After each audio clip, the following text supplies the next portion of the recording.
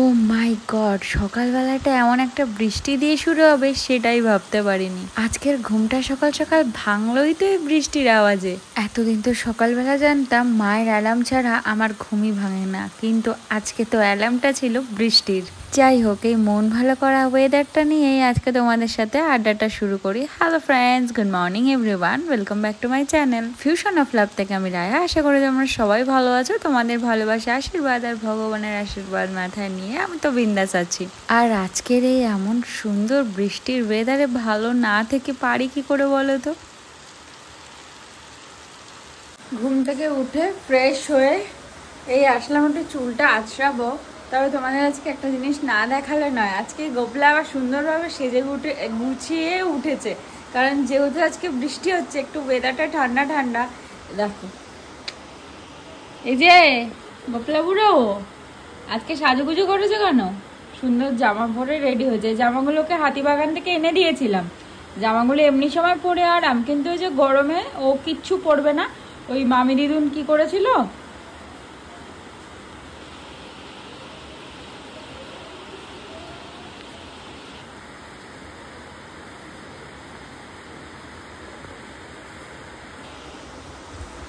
মামি দিদুন ওকে বানিয়ে দিয়েছিল যে নাইটি নতুন কিনে আনলে নাইটির যে হাতাগুলো থাকে, স্লিভলেস নাইটি যখন কিনে আনা হয় তখন হাতাগুলো ভেতরে দিয়ে দেয়। এখন সেই হাতাগুলো দিয়ে ওকে জামা বানিয়ে দিয়েছিল, কখনো কখনো প্যান্ট বানিয়ে দেয়। ও গরমের মধ্যে এগুলো পরতে পছন্দ করে। ওর এত জামা, সেগুলোও পরবে না, এই গরমের মধ্যে এইসব পরবে। দেখো এই জামাগুলো কি গরম লাগার মতন? এই জামাগুলোও পরবে না। ও পুরো আমার মতন, পুরো গরম একদম সহ্য করতে পারবে না। আজকে যেহেতু সুন্দর সেজেছে, দেখুন আজকে আনন্দের শেষ নেই। অন্যান্য দিন তো গরমে কষ্ট হয়, আজকে বাইরের ওয়েদারটাও ভালো, ওর একদম হাসি আর ধরছে না মুখে যেন। বৃষ্টিতে ভালো লাগছে গোপলা? আজকে গরম নেই তো, আজকে গরম নেই। গুড মর্নিং বলো সবাইকে। তুমি সুন্দর করে সাজুগুজু করেছো, সবাইকে একটু দেখাবো না? তুমি এত সুন্দর করে সাজুগুজু করেছো, সবাই তোমাকে বলবে না যে তুমি কত সুন্দর করে সাজুগুজু করে হাসু হাসু মুখ করে বসে আছে? এখনো ওপরে খেতে গেছে মায়ের সঙ্গে। ও প্রত্যেক দিন ওপরে মায়ের সাথে খেতে যায়। মা ওকে স্নান টান করিয়ে সাজিয়ে গুছিয়ে বলে চলো এবার আমার সাথে ওপরে চলো, ওপরে খেতে দেবো সবাইকে, তোমাকেও তখন খেতে দেবো। ওপরে নিয়ে যায়, শুধু এখানে সেজে গুজে বসেই আছে। এখান থেকে ওকে সরানো যাবে না, ও সকাল থেকে সবসময় এখানে বসে থাকবে। ঘুমানোর সময় যদিও আমার ওই ঘরে যায়, কিন্তু বসার জন্য ওই ঘরে যেতে একদম পছন্দ করে না। ও এইখানেই বসবে। এখান থেকে যদি ওকে সরিয়ে দেওয়া হয় ওর মুখটাই ছোট হয়ে যায়, কিন্তু ঘুমাবে ওই ঘরে। ওই ঘরে নিয়ে গিয়ে ওকে এসির তলায় ঘুম পাড়াও, না ঘুমালে এসি চললে যদি ওকে ওখানে না ঘুম পাড়ানো হয় মুখটা আবার ছোট হয়ে যায়। কিন্তু ও এখানটাতে ও বসবে, এখানটাতে না বসলে মানে আমি যদি ওইখান থেকে আসি, আসার পর যদি ওর সাথে দেখা না করি মুখটাই ছোট হয়ে যায়। এসে একবার দেখবে ওর মুখটা ঠিকঠাক হয়ে যাবে, তাই না বলো? দাদাটা তো বোঝে না, দিদিটাকে বেশি দিন না দেখে দাদাটাও থাকতে পারে না, আর তুমিও দিদিকে না দেখে থাকতে পারো না। কি করা যাবে, দুজনকে নিয়ে হয়েছে আমার টানাটানি। আমি মাঝখানে স্যান্ডউইচ হই। এদিকে আমি বাড়িতে না থাকলে তোমার মন খারাপ হয়, এদিকে ওখানে আমি না গেলে তার মন খারাপ হয়। চলো আমি রান্না বসাই, নাহলে হবে না। আজকের ওয়েদারটা তো পুরো একদম খিচুড়ি আর ইলিশ মাছ ভাজা বা বেগুনি খাওয়ার ওয়েদার। কিন্তু সকাল সকাল বাবা আজকে বাজার টাজার করে নিয়ে এসছে, আর আজকে একটু আমার যাওয়ার প্ল্যানিং আছে ওখানে। তো মাছপত্র রেখে দিতে হবে, কাল পরশু তরশু খাওয়া দাওয়া হবে না। তো সেই জন্য মা বলছে না আমি একদম রাখবো না কোনো কিছু, আজকে যা ডিসাইড হয়েছে তাই হবে। হ্যাঁ হোক, আর কি করা যাবে। মা এদিকে মানে মাছ, এমনি মাছ ভাজাই হবে আজকে, এমনি মাছ ভাজাই হবে টক ডালের সাথে। তো মাকে বললাম যখন টক ডালই হবে তাহলে তুমি সেটাই করে ফেলো, খিচুড়ি করে ফেলো। বলছে না, লোটে মাছ নিয়ে এসছি আজকে, আবার বাবা লোটে মাছ নিয়ে এসছে। আমি বললাম তুমি সকাল থেকে দেখো নি বাইরের ওয়েদারটা এমন? বলছে না আমি সকাল থেকে দেখিনি, সকালে এরকম ওয়েদার ছিল না, সকালে বৃষ্টি ছিল না কিন্তু ওয়েদারটা অন্যরকম ছিল। তারপরে আমি খিচুড়ির প্রিপারেশন নেব, তারপরে দেখলাম রোদ উঠে যাবে, রোদের মধ্যে খিচুড়ি খেতে ভালো লাগে না। এর আগে একবার এরকম প্রিপারেশন নিয়েছি, রোদ উঠে গেছে, তাই জন্য মা বলছে না বৃষ্টি না হলে ওরকম করা যাবে না।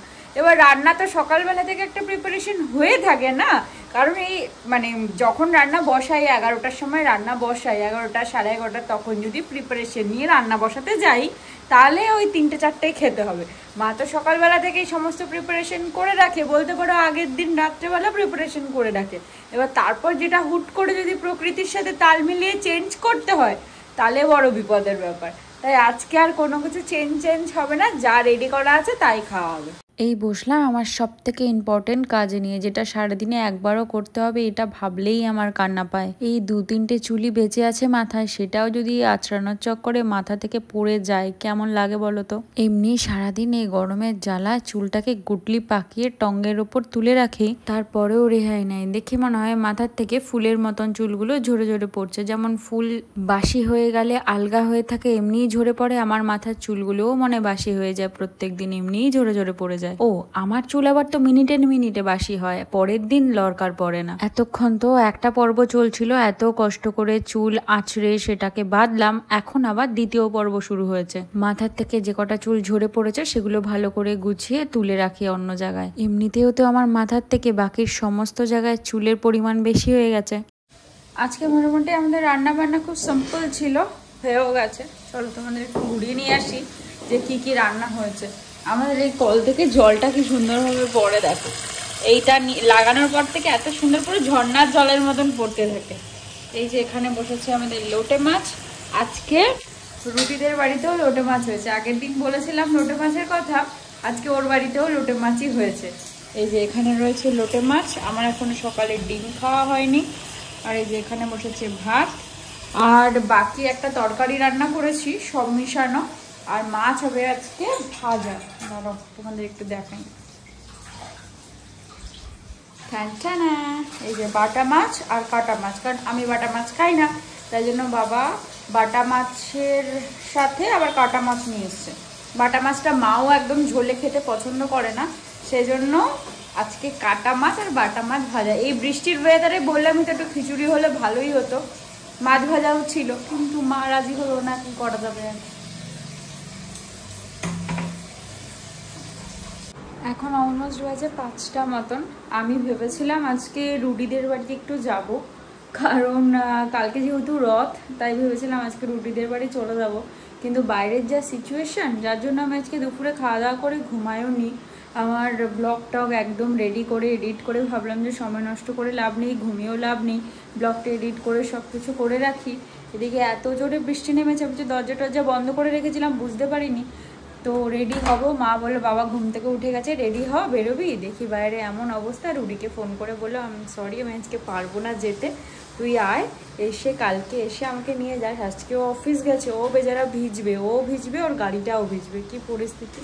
আর দেখো বাইরে বাচ্চাগুলো স্কুল থেকে যাচ্ছে পুরো ভিজে ভিজে, বাইরে এত বাজে একটা বৃষ্টি নেমেছে। দেখো বাবাও এখন দোকানে বেরোবে, এরকম বাজে একটা বৃষ্টি। বাচ্চাটার কি অবস্থা দেখো, মানে সাইকেলটা মানে কিছু প্রবলেম করছে, ও হেঁটে হেঁটে এই বৃষ্টির মধ্যে ভিজে ভিজে যাচ্ছে, বেচারার একটা ছাতাও নেই। কত মানুষের কত কষ্ট, কি জোর বৃষ্টি নেমেছে। এদিকে এমন আকাশের পরিস্থিতি, এই স্কুল ছুটির সময়টা বাচ্চাদের একটুখানি রেহাই দিতে পারে, বৃষ্টিটা একটু প্রকৃতিটা একটু ওদের সাথ দিতে পারে। এই বৃষ্টিতে ভিজে ভিজে কত দূর যাবে ওদের বাড়ি, এখান থেকে প্রায় এখনো 2 কিলোমিটার 3 কিলোমিটার মতো, অত দূর হেঁটে হেঁটে যেয়ে দেখো সাইকেলটা তার কিছু একটা প্রবলেম হয়েছে, হয় চেন পড়ে গেছে, না হলে কিছু হয়েছে। কি অবস্থা দেখো, পুরো ভিজে যাবে বেচারা। এরকমভাবে বৃষ্টিতে ভিজবে, তারপরে অসুস্থ হয়ে যাবে। আর কি বলবো, আজকে আর যাওয়া হবে না। রুডিকে ফোন করে বললাম যে আজকে আর আমার হচ্ছে না, আজকে আমি একটু রেস্ট নিই। আমার মোটামুটি এখনকার কাজ কমপ্লিট হয়ে গেছে, দেখি চেষ্টা করি রাত্রেবেলা যদি একটু ভিডিও বানাতে পারি, যদি স্পেসটা ফাঁকা করতে পারি তবেই বানাতে পারবো, স্পেস ফাঁকা করতে না পারলে তো বানাতে পারবো না। বাবা বেরিয়ে যাবে, আমি একটু শুয়ে রেস্ট নিই। তোমাদের সেটাই দেখাতে নিয়ে আসলাম যে বাইরের কি সিচুয়েশন, এই বৃষ্টিতে আমি কি করে যাব। রুডিকে ফোন করে বললাম যে তোকে আমি ভিডিও কল করে দেখাচ্ছি বাইরের কি অবস্থা। আমাদের ওই পিসির বাড়ির জায়গাটার ওখানে দেখো জল জমে গেছে, দেখো আজকে সকাল থেকে বৃষ্টি হচ্ছে না, সেই জন্য জল জমে গেছে। ড্রেনটাও ফুল হয়ে যাবে। এরকম বৃষ্টি চলতে থাকলে কালকে সারাদিন বৃষ্টি হবে বলেছে, রথ আছে, বৃষ্টি তো হবেই। কালকে যদি বিকেলেও এরকম করে, দুপুরেও সকাল থেকে এরকম করে বৃষ্টি হয়, তাহলে কালকেও যেতে পারবো না। প্ল্যান ক্যান্সেল, কিছু করার নেই, প্ল্যান ক্যান্সেল করতে হলো। আমাদের আজকে একটার পর একটা প্ল্যান ক্যান্সেল। সকালবেলা রুডিদের বাড়ি যাওয়া হলো, আমার আজকে একটার পর একটা প্ল্যান ক্যান্সেল। রুডিদের বাড়ি যাওয়া হলো না, একটা প্ল্যান ক্যান্সেল হলো। তারপরে তোমাদেরকে বললাম যে মা রোল খেতে চাইছে অনেকদিন ধরে, সেটা আনতে যাব। মা হঠাৎ করে বলে বসলো না আমি রোল টোল কিছু খাবো না, আমার জন্য কিছু আনতে হবে না। এবার আজকে তো যাবো দেখে সেই রকম হিসাবে রান্না বান্না হয়েছে, মাছ টাছ মা সব খেয়েও নিয়েছে। একটু লোটে মাছ রেখেছিল নিজের জন্য, মানে আমি যাবো না বলেই লোটে মাছটা রয়ে গেছিলো। আর ওইদিকে রুডিও লোটে মাছ নিয়ে এসছে আজকে, বেচারা আমার লোটে মাছটা আর খাওয়া হলো না। তো ডিম নিয়ে আসলাম, তো মাকে বললাম যে তুমি আলু সিদ্ধ ডিম দিয়ে পেঁয়াজ দিয়ে লঙ্কা দিয়ে রাত্রেবেলা মাখবো, আর টক ডাল। ও মাই গুডনেস, এটা তো আমার সব থেকে ফেভারিট খাবার, এটা খাবো আজকে। আজকে সকাল থেকে একটার পর একটা এমন করে প্ল্যান চেঞ্জ হতে শুরু করলো, বিশ্বাস করো এতদিনে আমার এত প্ল্যান চেঞ্জ একদিনে কোনোদিনও হয়নি। এখন আর কি ল্যাদ খাওয়া ছাড়া কোনো কাজ নেই। না না, ল্যাদ খেলে তো শুধু হবে না, সাথে কাজটা তো চলতেই থাকবে। আর মায়ের হাতের গরম গরম কফি এই সন্ধ্যাবেলা না হলে তো আমার চলেই না। একে তো এতবার প্ল্যান চেঞ্জে একটা মুড সুইং হয়েইছে, তারপর যদি হাতে গরম কফি না থাকে তাহলে তো আমার আজকে অবস্থাই খারাপ। পুরো সারা দিনের এনার্জিটাই আমার জলে চলে গেল। আলু আর দাও দিয়ে যাব। এখন মা বসে হচ্ছে আটা মাখতে। না তুমি সকালের আটাটা একবার মেখে রাখো। কি আজকে প্ল্যান, কোথায় আমি থাকতাম আর এখন আমি কোথায় আছি। বেচারা রাজদীপ তখন ফোন করে আমাকে বলছে কি ঠিক আছে থাক, আমি এখন আর কথা বলতে চাইছি না তোর সাথে। তখন হ্যাঁ ফোন করেছে, তখন আমাকে হঠাৎ করে বলছে। তারপরে আমি অনেক কষ্টকে বুঝালাম যে না আমি আজকে যেতে পারবো না।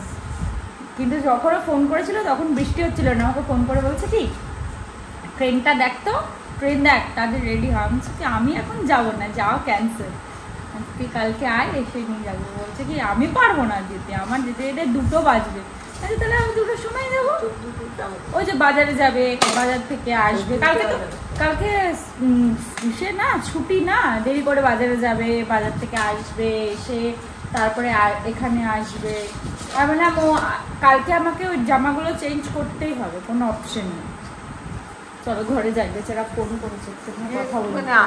এখন প্রায় অলমোস্ট 11:30 মতন বাজে। এখন খাওয়া দাওয়া করবো। রুডি এখন অফিস থেকে এসছে কিনা বা কিছু আমি জানি না, এইটুকুনি জানি যে ও সরোজে এই সময় ফ্রেন্ডসদের সাথে একটু মিট করতে যায় অফিস থেকে আসার পর, আমাকে ফোন করে ওটাই জানালো। আর আজকে তো সব ক্যান্সেল হওয়ার পর এই এখন ইয়াম্মি টেস্টি টক ডাল আর আলু সিদ্ধ দিয়ে খাবো ভাত। আমি একটু এই হাঁটাচলা করতে করতে ঘরে একটু টুকটাক কাজ করছিলাম। চলো মা বাইরে গেছে, টপিদের খাবার দিতে, তোমাদেরও পেছনে তোমাদেরও সাথে নিয়ে যাই।